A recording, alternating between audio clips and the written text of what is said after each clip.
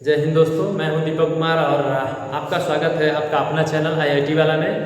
आज हम लोग पढ़ेंगे जियोग्राफी में। जियोग्राफी से रिलेटेड कुछ टॉपिक्स हैं, पहले समझ लेते हैं। जियोग्राफी यानी जियोग्राफी एक बोला जाए तो एस्ट्रोनॉमी, एस्ट्रोलॉजी और टोपोग्राफी और जियोलॉजी का एक भंडार है। यानी समझे तो एस्ट्रोनॉमी मतलब होता है अंतरिक्ष विज्ञान या खगोल विज्ञान। एस्ट्रोनॉमी में क्या होता है कि जितने भी हमारे प्लेनेट हैं, सन है, स्टार है, यानी कि जितने ग्रह हैं, तारे हैं, इन सब चीज़ों का अध्ययन हम किसमें करते हैं? एस्ट्रोनॉमी में। एस्ट्रोलॉजी यानी ज्योतिष विज्ञान, जितने भी हाथ देखकर बताने वाले हैं, यानी आप बोलते हैं कि हाथ देखो, हाथ देख के बता देते हैं कि आपका ये चीज़ है, ये चीज़ नहीं है, वो सब चीज़ें जो ग्रह नक्षत्र के बारे में अधिकतर जो बताते हैं नक्षत्रों के बारे में, वो चीज़ें आती हैं एस्ट्रोलॉजी। एस्ट्रोलॉजी को हिंदी में बोलते हैं ज्योतिष विज्ञान। थर्ड नंबर पे आता है टोपोग्राफी। टोपोग्राफी मतलब होता है स्थलाकृति विज्ञान। इसका मतलब क्या होता है कि जितने भी पृथ्वी पे स्थलाकृतियां बनी है, जैसे पहाड़ है, नदियां हैं, पठार हैं और बाकी जो राजमार्ग बने हैं, जितने भी रास्ते बने हैं, इन सब चीज़ों का जो संग्रह है, संग्रह मतलब एक इन सब चीज़ों को हम जिस चीज़ में पढ़ते हैं वो चीज़ होता है टोपोग्राफी। वो चीज़ होता है टोपोग्राफी।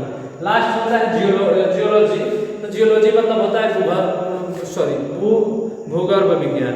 यानी आप समझते हो भू मतलब होता है पृथ्वी, गर्भ मतलब होता है गर्भ यानी कि अंदर का भाग, यानी पृथ्वी के अंदर घुस के जिसका अध्ययन। अंदर में घुसने का मतलब क्या है कि पृथ्वी के अंदर जितनी भी चीजें हैं, जैसे जितने भी अयस्क मिलते हैं, मेटल मिलते हैं, नॉन मेटल मिलते हैं, यानी कि धातु यानी जमीन के जितने भी अंदर की चीजें हैं, उन सब चीजों का अध्ययन जियोलॉजी में करते हैं, यानी भूगर्भ विज्ञान में करते हैं। ऐसा बोला जाए कि मतलब जितना अंदर हम ढुक के यानी घुस जाएं और पूरा उसको एकदम अंदर से पूरा उसको नीचे से खनिज पदार्थ तरीके से उसकी खुदाई करके पढ़ा जाए तो आता है जियोलॉजी में।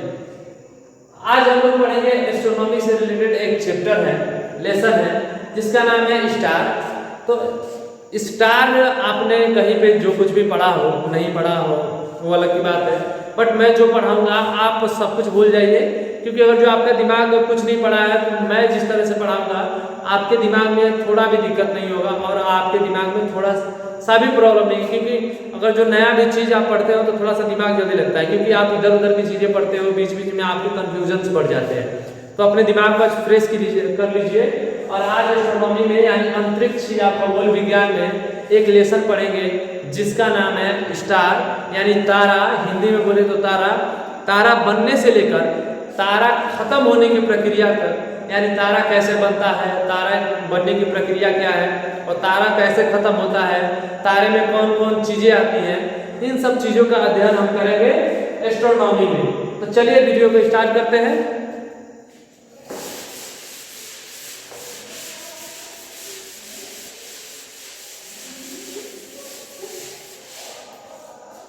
तो आपको हम बता दें कि पहले हम पढ़ेंगे, आज हमारा टॉपिक है जिसका नाम है स्टार, हिंदी में बोलते हैं उसको तारा।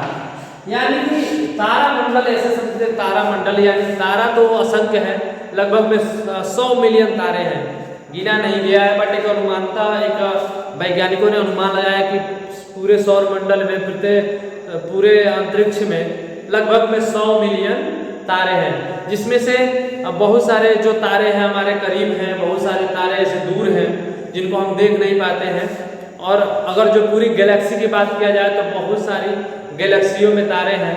तो उन तारों के बनने की प्रक्रिया क्या होती है, तो आज हम लोग उन सब चीज़ों में अध्ययन करेंगे कि तारा क्या कहलाता है, तारा कैसे बनता है, तारा कैसे खत्म होता है, क्या कभी इनका निर्माण हम कर सकते हैं कि नहीं कर सकते। तो आज जो कुछ भी आपने पढ़ा है, मैं आपको गारंटी के साथ बोलता हूँ कि ये टॉपिक मैं ऐसे पढ़ाऊंगा कि आपको बिना किसी दिक्कत के आप एकदम दिमाग में आंख बंद करके याद कर लोगे। चलिए तारे को स्टार्ट करते हैं इस लेसन को। सबसे पहले समझते हैं कि तारा कैसे बनता है। तो तारा बनने से पहले हम मुख्य रूप से 2 गैसें होती हैं, यानी कि गैसें तो बहुत सारी हैं, बट उसमें सबसे जो अहम भूमिका निभाती हैं वो हमारी हैं हाइड्रोजन और हीलियम गैस। हाइड्रोजन और हीलियम गैस, ये हमारी 2 मुख्य रूप से यानी इम्पोर्टेंट जो हमारी गैस है, ये 2 गैस है। सबसे पहले समझते हैं ये दोनों गैसें अंतरिक्ष में घूमती रहती हैं। ऐसे तो आप देखते ही बहुत सारे कार्बन डाइऑक्साइड गैस है, नाइट्रोजन है, ऑक्सीजन है, हाइड्रोजन है, हीलियम है, यानी जितनी बहुत सारी गैसें हैं जो अंतरिक्ष में घूमती रहती हैं। तो हाइड्रोजन और हीलियम गैस भी अंतरिक्ष में चक्कर लगाती है, घूमती है इधर उधर। तो जब ये गैसें गुरुत्वाकर्षण बल के कारण यानी ग्रेविटेशनल फोर्स के कारण पास पास आने लगती है, ग्रेविटेशनल फोर्स के कारण क्या होने लगती है, पास पास आने लगती है। मान लो इसमें कुछ गैस हाइड्रोजन है, कुछ गैस इसमें से हाइड्रोजन है और कुछ गैस इसमें हीलियम है, कुछ गैसें इसमें हाइड्रोजन है, कुछ गैसें हीलियम है। जब यह ग्रेविटेशनल फोर्स के कारण जब पास पास आने लगती हैं तो इनमें एक प्रकार का दाब उत्पन्न होता है। अब समझ लेते हैं कि तारा बनने से पहले क्या क्या कंडीशन होनी चाहिए कि तारा है कि नहीं है। तो तारा बनने से पहले दो चीजें होनी चाहिए अपने पास। तारे के पास खुद की गर्मी होनी चाहिए, यानी कि खुद का हीट होना चाहिए, यानी हिंदी में बोले तो ऊष्मा, और खुद का प्रकाश होना चाहिए, यानी खुद की क्या होनी चाहिए, लाइट होनी चाहिए, यानी खुद का प्रकाश होना चाहिए। खुद की गर्मी होनी चाहिए, यानी हीट मतलब होता है उष्मा, उष्मा मतलब गर्मी, आप समझ लो, और खुद का प्रकाश होना चाहिए तो तारा बनेगा। जिसके पास जो ये दो चीजें होंगी वो बिना किसी कारण के वो तारा बनने की गुण रखता है, यानी कि जिसमें ऐसा नहीं है कि वो दूसरे से लाइट ले और गर्मी उत्पन्न करे। खुद की गर्मी होनी चाहिए, यानी खुद का एनर्जी होना चाहिए, खुद की लाइट होनी चाहिए, खुद का टेम्परेचर होना चाहिए और खुद की जो हीट होनी चाहिए, खुद की उष्मा होनी चाहिए, तो वो तारे की श्रेणी में आएगा। तो आपसे मैं एक क्वेश्चन पूछता है कि सूर्य हमारा तारा है कि नहीं? तो सूर्य हमारा, मैं आपको बता दूं, सूर्य एक तारा है। जैसे आप सपोज दैट आपके पास बहुत सारे लोग हैं, बहुत सारे लोग हैं, उनमें से आप हर लोगों का नाम नहीं जानते हो, बट जो आपके इम्पोर्टेंट लोग हैं, जो आपके करीबी हैं, उनका नाम जरूर जानते हैं। जैसे मान लो कोई पास में होता है तो आप बच्चे ही होंगे, तो अब हर बच्चे क्लास में होते हैं तो हर बच्चों का नाम है, बट उसमें जो बच्चे करीबी होते हैं उनका नाम हमें याद रहता है। उसी प्रकार जो हमारा सूर्य है तो ये भी एक प्रकार का तारा है। पृथ्वी के नजदीक होने के कारण, जो हमारा अर्थ है, पृथ्वी है, पृथ्वी के नजदीक होने के कारण हमने इनका एक अलग नाम रख दिया है, अलग इसका नाम दे दिया है कि यह सूर्य है। अरे जैसे आप सपोज दैट मैं ही बता रहा हूँ, मान लीजिए हमारा शादी नहीं हुआ है, तो क्लास में मान लीजिए बहुत सारी लड़कियां हैं, बहुत सारे ऐसे लोग हैं जिससे हमारी शादी होगा, उसका हम अलग नाम रख देते हैं, मिसेस कहेंगे, श्रीमती कहेंगे, और बाकी सब लड़कियों को ऐसे गिन देंगे कि चलो लड़कियां हैं। तो कोई इंपॉर्टेंट होना चाहिए जिंदगी में, ऐसे इंपॉर्टेंट हो जाता है। तो उसी प्रकार जो पृथ्वी है, पृथ्वी के दूर दूर और आजू बाजू तो बहुत सारे तारे हैं, बट जो हमारा करीबी तारा है जिसका नाम है सूर्य, जो हमारा तारा है उसका नाम है सूर्य, उसका हमने एक नाम दे दिया कि या भैया चलो इसका सन नाम है या हमारा तारा है। बाकी जो ऊपर नीचे टमटमाते रहते वो भी तारे हैं, बहुत दूरी होने के कारण उनका हम नाम नहीं जानते, वो देख भी नहीं पाते हैं, क्योंकि अगर सूर्य के नजदीक, अगर जो पृथ्वी के वो ज़्यादा नजदीक हो तो पृथ्वी को हानि भी पहुंचा सकते हैं। तो ये हो गया हमारा तारा। यानी तारा बनने के लिए क्या होना चाहिए, खुद की उष्मा होनी चाहिए और खुद का प्रकाश होना चाहिए। और अगर जो आपसे कोई पूछे कि सूर्य हमारा तारा है कि नहीं, तो बिना हिचक के आप बोलिएगा, बिना हिचकिचाते हुए कि हाँ सूर्य हमारा तारा है। अब थोड़ा सा हम समझ लेते हैं कि तारा किस अवस्था में होता है। तो तारा हमारा होता है प्लाज्मा अवस्था। किस अवस्था में होता है? प्लाज्मा अवस्था। प्लाज्मा अवस्था में, प्लाज्मा अवस्था में कहने का मतलब है कि प्लाज्मा अवस्था एक ऐसी अवस्था है, ना सॉलिड होती है और ना लिक्विड होती है, बीच का एक जो पार्ट होता है उसको हम प्लाज्मा बोलते हैं। फिर से एक बार समझते हैं, हिंदी में समझ लेते हैं। प्लाज्मा किसे कहते हैं? तो प्लाज्मा ना ठोस होता है ना द्रव होता है, एक बीच की स्थिति होती है, उसको हम बोलते हैं प्लाज्मा। क्या बोलते हैं? प्लाज्मा। इंग्लिश में तो प्लाज्मा सॉलिड और लिक्विड का बीच का जो फॉर्म होता है उसे प्लाज्मा कहते हैं। सपोज दैट प्लाज्मा के लिए सबसे अच्छा उदाहरण है खेखार। और जैसे जो हमारे गले से आता है खेखार, तो उसको आप जैसे इसे उल्टी करते हैं, खेखारते हैं, तो भीतर से जो मैल निकलता है, नाक से जो मैल निकलता है, आप उसको क्या बोलते हैं, मतलब जो नेटा बोलते हैं, सबसे अच्छा उदाहरण। तो ऐसे मान लीजिए खेखार दिए एक लोटा में या कटोरी में, और ऐसे उसको पकड़ेंगे तो वो ऐसे लिबिर लिबिर करता है, यानी कि वो हाथ से पकड़ाता नहीं है। सबसे अच्छा उसका एग्जाम्पल है, मतलब आपके अरे प्रैक्टिकल है, आप तो ऐसे बहुत सारे एग्जाम्पल मिलते हैं, जैसे प्लाज्मा की सबसे अच्छा उदाहरण एग्जाम्पल है अपना ब्लड है, और फेविक्यू है, मलाई है। बट सबसे अच्छा जो एग्जाम्पल है रोज हम जो यूज़ करते हैं वो हमारा मतलब नाक की जो गंदगी है और मुंह से जो निकलता है, खेखार बोलते हैं उसको, तो उसको निकालते हैं। जैसे कभी मुंह धोते हैं तो नाक से इसे छीनिक के फेंक देते हैं, अब उस पर पानी फेंकते हैं इसे तो वैसे हिलता डुलता है। अगर जो हाथ में उसको पकड़ लें तो हाथ से वो जल्दी पकड़ाता नहीं है, पकड़ाता है लिबिर लिबिर करता है। तो सबसे अच्छा एग्जाम्पल जो है प्लाज्मा का, आप समझ लो कि प्लाज्मा एक ऐसी अवस्था है ना सॉलिड फॉर्म में होती है और ना ही लिक्विड फॉर्म। एक बार और समझते हैं प्लाज्मा के बारे में। प्लाज्मा पदार्थ की वो अवस्था है कि ना सॉलिड होती है और ना लिक्विड होती है, बीच की एक अवस्था है, उसको प्लाज्मा बोलते हैं। तो तारा हमारा किस अवस्था में होता है? प्लाज्मा अवस्था में। हर तारे होते हैं प्लाज्मा अवस्था में। जो हमारा सूर्य भी है वह किस अवस्था में होगा? तो आपको बता दें कि सूर्य भी हमारा प्लाज्मा अवस्था में होगा। सूर्य भी हमारा किस अवस्था में होगा? प्लाज्मा अवस्था में। नेक्स्ट देखते हैं। तो ये आपको समझ में आ गया, स्टार बनने के लिए हीट और उष्मा और उसकी अवस्था हो गई प्लाज्मा। अब देखते हैं कैसे हमारा तारा बनता है। तो हमने बताया कि तारा बनने से पहले दो हमारी गैसें होती है, हाइड्रोजन और हीलियम। हाइड्रोजन और हीलियम। हाइड्रोजन और हीलियम गैस जब इन पे ग्रेविटेशनल फोर्स लगता है, यानी कि गुरुत्वाकर्षण बल लगता है, तो यह आपस में संकुचित होने, संकुचित मतलब जुड़ा होने लगता है। अरे ठंड उंड में आप देखे होंगे, ठंडा उंडा में अधिकतम आदमी क्या होता है, जब ठंड लगता है तो आपस में सुकूनने लगता है, यानी पास पास घुसने लगता है कि कम ठंड लगे। ऐसे ही समझिए, यानी कि जब हमको ठंड लगता है तो पास पास आने लगते हैं। तो वैसे ही जब इनमें ग्रेविटेशनल फोर्स लगता है तो यह एकदम आपस में सटने लगते हैं, यानी कि पास पास आने लगते हैं। तो एक प्रकार के यह शेप बनाते हैं, आकार बनाते हैं। और जब कोई भी चीज जब पास पास आती है ना तो शरीर में गर्मी होता है, आपको तो मालूम ही होगा। यानी कि जब आप अरे ठंडी के दिन में जब आप सटते हो, या बहुत सारे बच्चे क्या करते हैं कि ठंड में उसका हाथवा लेके अपना हाथ पे रगड़ने लगता है ऐसे कि जल्दी जल्दी गर्मी हो जाए, या पास में सट जाता है कि कहीं से हवा आए ना कि आपको ठंड लगे।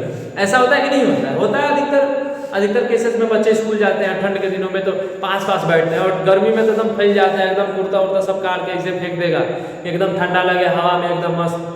लेकिन ठंडी के दिनों में ऐसा होता है। तो जब यह गैसें आपस में ग्रेविटेशनल फोर्स के कारण जब आपस में सटने लगती हैं तो इनमें एक प्रकार का टेम्परेचर उत्पन्न होता है, यानी कि तापमान उत्पन्न होता है, यानी कि यह एक दूसरे शेप का निर्माण करता है। फिर से एक बार समझते हैं। हाइड्रोजन और हीलियम गैस आपस में ऐसे हवा में मतलब घूमने लगती है, घूमने के कारण यह आपस में संकुचित होने लगती है, तो एक और शेप का निर्माण करते हैं जिसको हम लोग हिंदी में बोलते हैं निहारिका। क्या बोलते हैं? निहारिका। यह एक शेप का निर्माण करते हैं जिसका नाम है निहारिका, यानी कि इसमें दूर दूर होती है। हाइड्रोजन और हीलियम गैस दूर दूर थी, प्लस इसमें आ गए हाइड्रोजन प्लस हीलियम गैस आपस में जुड़ गए, प्लस हो गए। अरे ऐसे समझिए, हाइड्रोजन और हीलियम गैस घूम रही है ऐसे एकदम निश्चित और आपस में सट गई। तो जब घूम रही थी तो धुंध था, कोहरा था, जैसे शीत के दिनों में ऐसे घूमता रहता है, सब कुछ ऐसे घूम रहा है, कोई फर्क नहीं। और वही जब आपस में सट के एक शीत का निर्माण कर देता है तो लगता है कि शीत पड़ रहा है, धुंध पड़ रहा है, कुछ दिखेगा नहीं। वैसे ही हाइड्रोजन और हीलियम गैस ऐसे घूम रही है, बादल गिरा है, कोई कोई उसको पूछ नहीं रहा है। प्लस वो आपस में जब सट गई तो वह निर्माण कर दिया नेबुला, यानी कि निहारिका बना दिया। क्या बना दिया? निहारिका बना दिया, निहारिका बना दिया। इंग्लिश में बोलते हैं नेबुला, इंग्लिश में क्या बोलते हैं? नेबुला। नेबुला बना दिया। क्या बना दिया? नेबुला बना दिया। तो ये हो गया आपका नेबुला का निर्माण कर दिया। थोड़ा सा समझते हैं, एक मिनट। तो यह निहारिका निर्माण करता है। निहारिका में क्या हो गया? यानी कि इंग्लिश में बोलते हैं नेबुला।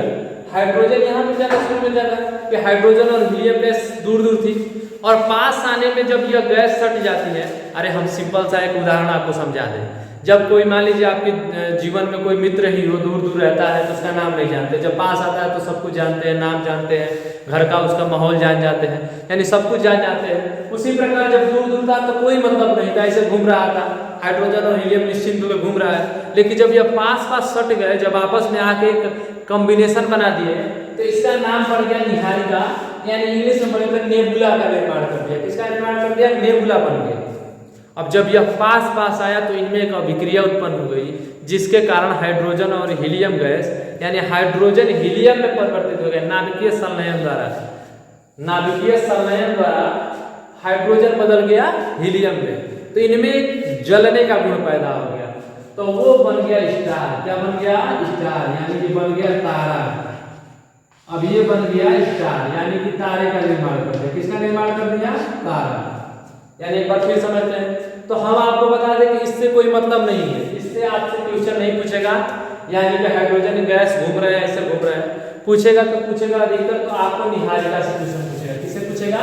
निहारिका से। एक बार इधर बना देते थोड़ा सा जगह में होने के कारण, तो निहारिका से आपको क्वेश्चन पूछेगा। एक बार और से पूछ ले, हाइड्रोजन और हीलियम गैस आपस में घूमती रहती है, घूमने के कारण हुआ एक प्रकार के ग्रेविटेशनल फोर्स के कारण, ग्रेविटेशनल फोर्स के कारण वह एक चीज का निर्माण करती है, एक नए पदार्थ का निर्माण करती है, नए आकार का निर्माण करती है, जिसको हम निहारिका बोलते हैं, इंग्लिश में बोलते हैं नेबुला। क्या बोलते हैं? नेबुला। और नेबुला में जब जलने का गुण उत्पन्न होता है तो यह तैयार हो जाता है, स्टार में बन जाता है। स्टार मतलब तारा बन जाता है। क्या बन जाता है? तारा। हम पढ़ रहे हैं एस्ट्रोनॉमी। एस्ट्रोनॉमी एक ऐसा टॉपिक है कि आप समझिए कि एकदम छोटे से छोटे चीजों को आपको बेसिक तरीके से समझाएंगे, हर आपको लेक्चर वाइज, यानी कि क्रमशः हम वीडियो आपको YouTube पे डालते रहेंगे, और आप इस वीडियो को काफ़ी इंटरेस्टिंग तरीके से सीखिए। बिल्कुल आप दिमाग में जो कुछ चीज़ें आज तक जानते हो उसको निकाल दीजिए, और अच्छे से इसको बिना आप कंक्लूजन में समझ सकते हो। तो निहारिका से बन गया स्टार। अब यह तारे बन गए। तारा बन गया मतलब यहाँ से जो जो जो शेप हमारा बनता है, यानी जो सूर्य चंद्रमा हम बोल रहे हैं, तो हमारा सूर्य भी इसी प्रक्रिया में आया होगा। यानी कि सबसे पहले हाइड्रोजन और हीलियम गैस ऐसे घूम रही होगी, आपस में सटी, यानी पास पास आई, उनमें निर्माण हुआ निहारिका का। निहारिका में जलने का गुण पैदा हो गया, और वह बन गया तारा में, यानी कि सूर्य भी हमारा क्या बन गया है? तारा बन गया। सूर्य हमारा क्या बन गया है? तारा। तो आप बोलेंगे कि तारा दिन में चमकता है, रात में चमकता है, ये सब गलती बात है। देखिए समझिए, हर तारा, सूर्य हमारा सबसे नजदीकी तारा है। सूर्य हमारा क्या है? सबसे नजदीकी, यानी पृथ्वी के सबसे करीबी तारा कौन है? सूर्य। और सारे तारे जो हैं बहुत दूर दूर हैं, तो जिसके कारण जिसका प्रकाश पहले रहेगा, अरे जो आपके पास रहेगा, जैसे अभी ये टी शर्ट हम पहने हैं, जो 10 मीटर की दूरी पे देखेगा वो टी शर्ट पहले देख लेगा, और जो 10 किलोमीटर की दूरी पे देखेगा वो देख नहीं पाएगा। तो जो सूर्य हमारा है, पृथ्वी के नजदीक होने के कारण वह जल्दी से प्रकाश अपना डालता है, जिसके कारण हम अन्य तारों को देख नहीं पाते हैं। और रात में वही सूर्य जब हमारा घूमता है, ऐसे चक्कर लगाता है, तो पीछे चला आता है, तो जिसके कारण हमारे जो अंतरिक्ष में जितने तारे हैं वो दिखने लगते हैं। अब समझ में आएगा कि तारे दिन में दिखते हैं, रात में दिखते हैं। सूर्य भी हमारा तारा है, तो दिन में दिखे या रात में दिखे कोई फर्क नहीं। अब नेक्स्ट चलते हैं तारे का खत्म होने की प्रक्रिया। यहाँ पे 100% एनर्जी इसके पास होती है, जलाने के लिए कुछ जलता है, और जलने के बाद यह जब आखिरी स्टेज में होता है, यानी कि 90% मान लो एनर्जी इसकी खत्म हो जाती है, यानी कि इसके पास 10% एनर्जी बच जाती है, तो वो एक लास्ट स्टेज का निर्माण करता है, जिसको बोलते हैं लाल दाना। हिंदी में बोलते हैं लाल दाना, और अंग्रेजी में बोलते हैं रेड जाइंट।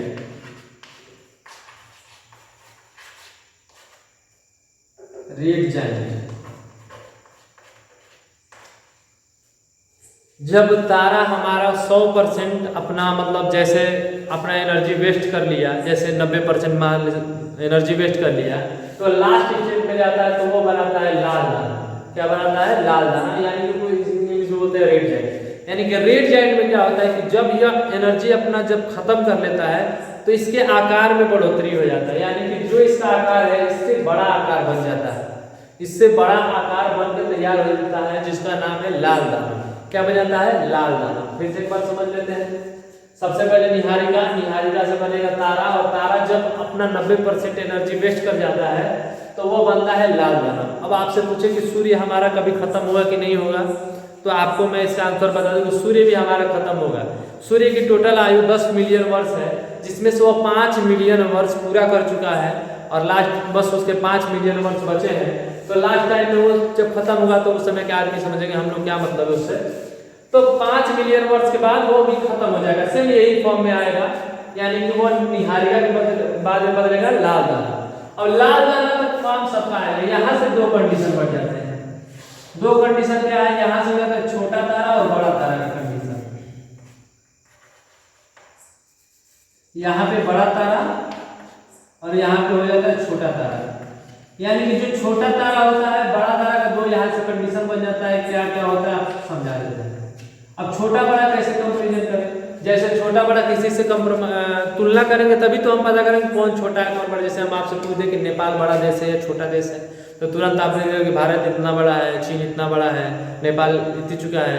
तो सब इतना सब दिमाग लगाएंगे तभी तो कंपेरिजन, यानी किसी से हम तुलना करें तभी तो पता लगेगा कि वो छोटा है कि बड़ा है कि कैसा है। तो सूर्य से जो छोटा होता है, यानी सूर्य से सूर्य गुणे 1.44 यानी कि 1.5 गुना, लगभग में 1.5, एक्यूरेट वैल्यू 1.44 होती है। यानी सूर्य से जो लगभग 1.5 गुना से छोटा होता है वह छोटा फॉर्म में आएगा, और जो इससे बड़ा होता है सूर्य गुणे 1.44 यानी 1.44 से जो बड़ा होता है वो बड़े तारे की श्रेणी में जाएगा। और इसको जो दिया है, मतलब इस सूर्य गुणे 1.44 जो नाम दिया है, तो एक वैज्ञानिक का नाम है जिनका नाम है चंद्रशेखर। उस वैज्ञानिक ने दिया कि जो छोटा और बड़ा तारे की तुलना हम करेंगे तो चंद्रशेखर नाम के वैज्ञानिक ने, इन्हीं के नाम पे पड़ गया चंद्रशेखर सिन्हा, इन्हीं के नाम पे पड़ गया चंद्रशेखर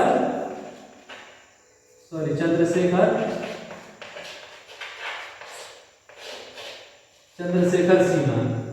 तो आपसे पूछेगा कि चंद्रशेखर सिन्हा कितने का होता है, तो सन मल्टीप्लाई 1.44 को हम बोलते हैं चंद्रशेखर सिन्हा। यानी सूर्य से लगभग 1.5 गुना जो बड़ा तारा होता है उसको बोलते हैं चंद्रशेखर सिन्हा। तो छोटा तारा, अब इसका कंडीशन बदलेगा। छोटा तारा जाता है दूसरे स्टेज में।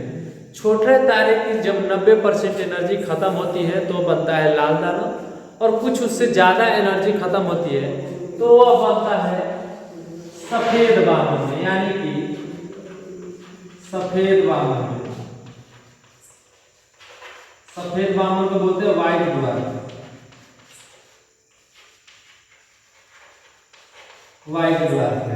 यानी कि जब इसकी 95% एनर्जी खत्म होती है तो छोटा तारा व्हाइट ड्वार्फ में बदल जाता है। व्हाइट ड्वार्फ मतलब सफेद वामन में। सफेद वामन मतलब होता है बौना, ड्वार्फ मतलब तो जानते हैं बौना। अरे वामन आपने सुना होगा नाम, वामन जो बहुत सारे वो महाभारत पुराण आते हैं उसमें वामन का एक नाम, श्री कृष्ण भगवान का एक अवतार है वामन, जिसमें 3 पग जमीन मांगते हैं। तो वामन इसे समझिए, वामन मतलब होता है बौना तारा। वामन मतलब क्या होता है, बौना तारा। तो व्हाइट ड्वार्फ, और इसको एक और नाम है, व्हाइट ड्वार्फ को जीवाश्म तारा भी कहा जाता है, फ्यूंशियल स्टार, जीवाश्म तारा। अगर जो आपसे पूछे कि जीवाश्म तारा कौन है, तो सफेद वामन को ही जीवाश्म तारा कहते हैं। तो जब 95% इसकी एनर्जी वेस्ट हो जाती है तो यह बदल जाता है सफेद वामन में, यानी कि सफेद वामन। आप समझो, आप जब कोई भी चीज़ खत्म होने वाला होता है तो पहले ही वो सिग्नल दे देता है खत्म होने का। जैसे घर में गैस वैस है तो खत्म होता है तो पहले उसमें थोड़ी सी कम पहले से लाइट निकलने लगती है। तो जब यह खत्म होने वाला होता है तो इसमें जो इसकी लाइट होती है कम ज़्यादा होने लगती है। आप समझते हो कि लाइट आता है जो ऐसे कम ज़्यादा करके वो जलने लगता है। तो व्हाइट ड्वार्फ जब खत्म होने वाला था इसकी एनर्जी कम और ज़्यादा होने लगती है। तो यह नेक्स्ट टाइम में जब सफेद वामन की श्रेणी पूरा कर लेता है, यानी व्हाइट ड्वार्फ बन जाता है, उसके बाद यह बदल जाता है काला वामन। किसमें बदल जाता है, काला वामन, यानी कि ब्लैक ड्वार्फ में बदल जाता है।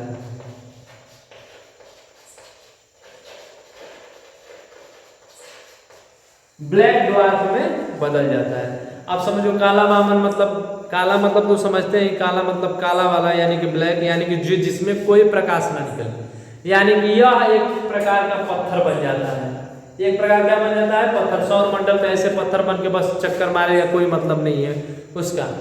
तो सौर मंडल में यह नाम काला वामन का हो गया, सेम कंडीशन हो गया। फिर से आप देख लो, पहले हाइड्रोजन और हीलियम गैस आपस में नाभिकीय संलयन द्वारा निहारिका नेबुला का निर्माण किया।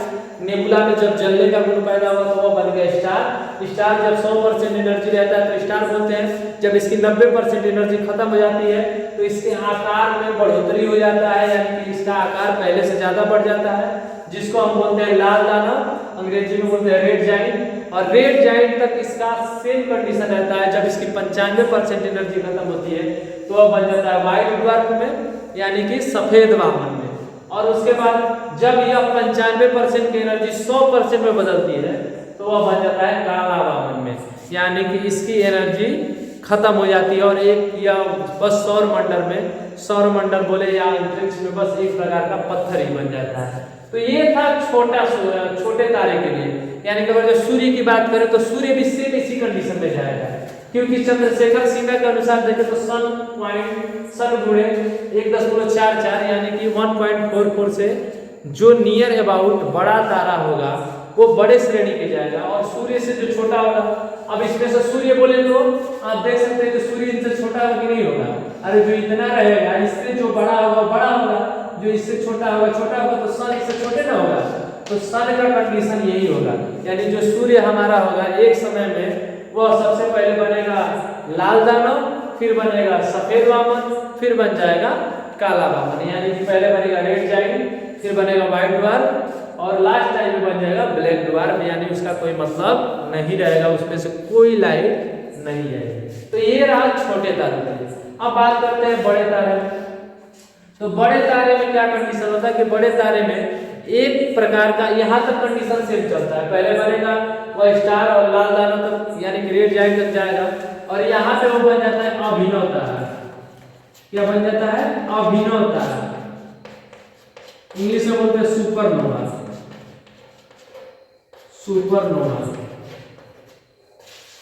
यहाँ तक, यानी कि जब बड़ा तारा, जब सूर्य से लगभग 1.5 गुने से बड़े तारे जो होते हैं वह एक लाल दाने तक, तो सेम इनका कंडीशन है कि यहाँ तक जाना है, फिर यहाँ से चेंजिंग हो जाता है, वह बन जाता है अभिनव तारा, यानी कि अंग्रेजी में बोलते हैं सुपरनोवा। और सुपरनोवा में एक विस्फोट होता है। सुपरनोवा में क्या होता है? विस्फोट, यानी विस्फोट होने के कारण इसका एक और नाम पड़ गया विस्फोटक तारा। विस्फोटक तारा, एक और नाम पड़ गया, क्या पड़ गया? विस्फोटक तारा। यानी कि अभिनव तारा का नाम क्या पड़ गया? विस्फोटक तारा। तो जब इनमें विस्फोट होता है तो 4 कंडीशन यानी 4 स्थितियां इसमें बनती है। पहला बनता है न्यूट्रॉन तारा, पहला बनता है न्यूट्रॉन तारा। दूसरा बनता है क्वेसर, तीसरा बनता है पल्सर, और चौथा बनता है ब्लैक होल। आपको तो मालूम होगा ब्लैक होल कितना खतरनाक है। ब्लैक होल इतना खतरनाक है कि हर फिल्म में, यानी अंतरिक्ष में सोलर सिस्टम में सबसे बड़ा विलन है ब्लैक होल। अगर जो गलती से इससे कोई झगड़ा भी कर लिया या किसी से ये झगड़ा कर लिया तो उसका काम खत्म हो जाएगा। समझते हैं कैसे? तो यहाँ तक अभिनव तारा तक समझ में आया होगा कि बड़े तारे बदल गए अभिनव तारा में, यानी सुपरनोवा में, और इसमें से विस्फोट होगा तो 4 कंडीशन में बदलेंगे। पहला बनेगा न्यूट्रॉन तारा। तो न्यूट्रॉन तारा किसे कहते हैं? तो न्यूट्रॉन तारा में किसी प्रकार का चार्ज नहीं होता है। अरे आपने न्यूट्रॉन का नाम सुना ही होगा। न्यूट्रॉन यानी कि जिसपे ना कोई प्लस चार्ज हो और ना कोई माइनस चार्ज हो, उसको क्या बोलेंगे? न्यूट्रॉन बोलेंगे। तो से न्यूट्रॉन तारे पे किसी प्रकार का चार्ज नहीं रहता है, इससे इसे न्यूट्रॉन तारा कहते हैं, यानी कुछ नहीं बना पाता है। दूसरा होता है क्वेसर और पल्सर। तो जब यह टूटता है तो जो हमारा स्टार होता है वह किस स्टेज में होता है? प्लाज्मा स्टेज में, यानी प्लाज्मा अवस्था में होता है। तो जब यह टूटता है तो जब इसकी संकुचित होने की प्रक्रिया चले, यानी कि जल्दी जल्दी इसकी घूर्णन होने के कारण, जल्दी जल्दी नाचने के कारण यह संकुचित होने लगता है, तो काफी छोटा हो जाता है। तो सबसे तेज नाचने वाले तारों की श्रेणी में आते हैं क्वेसर और पल्सर। क्वेसर और पल्सर, सबसे तेज नाचने वाला तारा क्वेसर और पल्सर। और थर्ड नंबर पे आता है ब्लैक होल। फोर्थ नंबर पे आता है ब्लैक होल। तो ब्लैक होल समझिए कि एक ऐसा यह पूरे सौर मंडल में एक ऐसा सबसे खतरनाक यह पदार्थ है कि यह अगर जो किसी से टकरा जाए, ऐसा माना जाता है कि सूर्य भी अगर जो इससे टकरा जाए तो सूर्य की भी स्थिति खराब हो सकती है। क्यों? क्योंकि आप समझो कि ब्लैक होल एक ऐसा होता है कि यह बड़े तारों को संकुचित होकर बनाया जाता है। जैसे यही है, ये डस्टर है, इसको ज़्यादा अगर जो हम इस पर दबाव बनाएं तो इसको जितना छोटा करेंगे तो इसके घनत्व में, डेंसिटी में बढ़ोतरी होगी, या काफ़ी छोटा हो जाएगा तो इसकी बढ़ोतरी ज़्यादा हो जाएगा, वजन भी ज़्यादा, इसका वेट भी बढ़ जाएगा। तो ऐसे ही ब्लैक होल का निर्माण होता है। बड़े तारे जो होते हैं संकुचित होते हैं, एक छोटे चीज का निर्माण करते हैं। ब्लैक होल मतलब यानी कि जिसमें से कोई ना ही किसी प्रकार का लाइट निकले और ना ही वो किसी प्रकार का काम करे, यानी पत्थर आप समझो। तो ब्लैक होल आप इसी से अनुमान लगा सकते हो ब्लैक होल कितना खतरनाक होता है कि ब्लैक होल कि एक चम्मच, अगर जो ब्लैक होल से अगर जो एक चम्मच मिट्टी निकाले तो 10 हाथियों के वजन के बराबर होता है। आप इतने से अनुमान लगाओ कि ब्लैक होल कितना खतरनाक हो सकता है। ब्लैक होल की अगर जो जमीन की एक चम्मच मिट्टी निकाले तो 10 हाथियों के वजन के बराबर हो जाएगा। तो ये ब्लैक होल हो गया। तो 4 कंडीशन में हमारे यह अभिनव तारा बनता है। यहाँ तक कंडीशन सबका सेम जाएगा। हाइड्रोजन हीलियम में बदलेगा और वह बनेगा स्टार, फिर बनेगा लाल दाना यानी रेड जाइंट। यहाँ तक कंडीशन सबकी सेम रहेगी। छोटा तारा बदल जाएगा सफेद वामन में, काला तारा बदल जाएगा काला वामन में, सॉरी काला वामन में बदल जाएगा, मतलब छोटा तारा बदल जाएगा। फिर यहाँ से बड़ा तारा बन जाएगा अभिनव तारा, सुपरनोवा, और सुपरनोवा में विस्फोट होने के कारण 4 कंडीशन होंगे।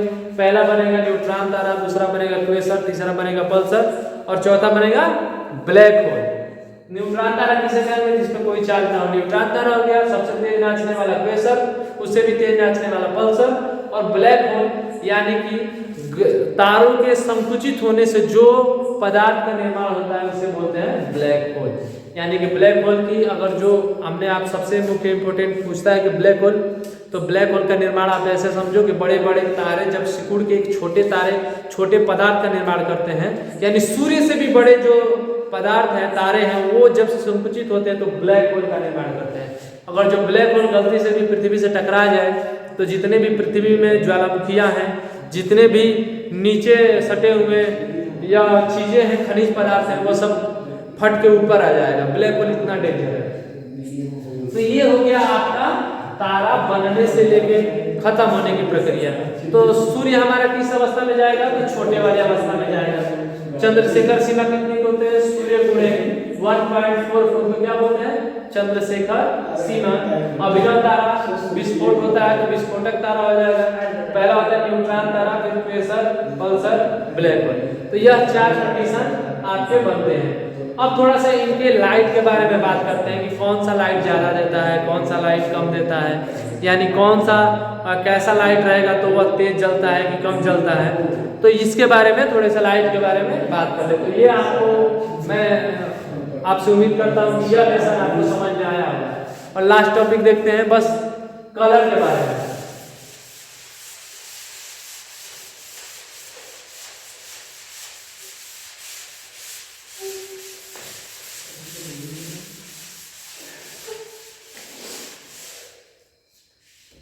तो लास्ट होता है colour of star. Colour of star यानी तारों का रंग। तारों के रंग से मतलब है कि तारों के रंग से आप अनुमान लगा सकते हो। जैसे इसमें 3 प्रकार के रंग होते हैं। पहला होता है रेड यानी कि लाल, दूसरा होता है व्हाइट यानी सफेद,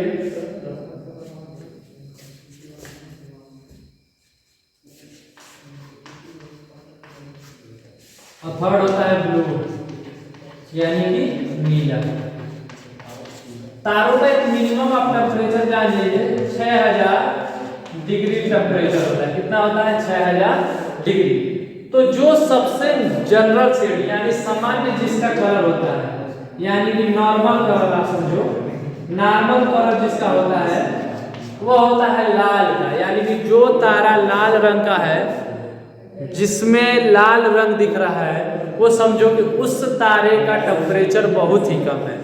उस तारे का टेम्परेचर क्या है? बहुत ही कम है। यानी कि नॉर्मल जिसका कलर होगा, यानी रेड जिसका कलर होगा वो नॉर्मल, की श्रेणी में आएगा। व्हाइट कौन होगा? तो जिसका मीडियम की श्रेणी में, यानी कि जो जल रहा है, जो तारा जल रहा है व्हाइट यानी सफेद दिख रहा है, उसका टेम्परेचर है मीडियम। क्या है? मीडियम। उसका टेम्परेचर क्या है? मीडियम। थर्ड नंबर पे आता है ब्लू, यानी कि ब्लू सबसे अधिक टेम्परेचर जिसका होता है उसको बोलते हैं, जिसका सबसे ज्यादा टेम्परेचर होगा उसको नीला, यानी उसका कलर कैसा दिखेगा? नीला, यानी ब्लू दिखेगा। तो सबसे ज्यादा यानी हाई जिसका कलर होगा, यानी हाई टेम्परेचर वाले कैसे दिखेंगे? नीला दिखेंगे। कैसे दिखेंगे? नीला दिखेंगे।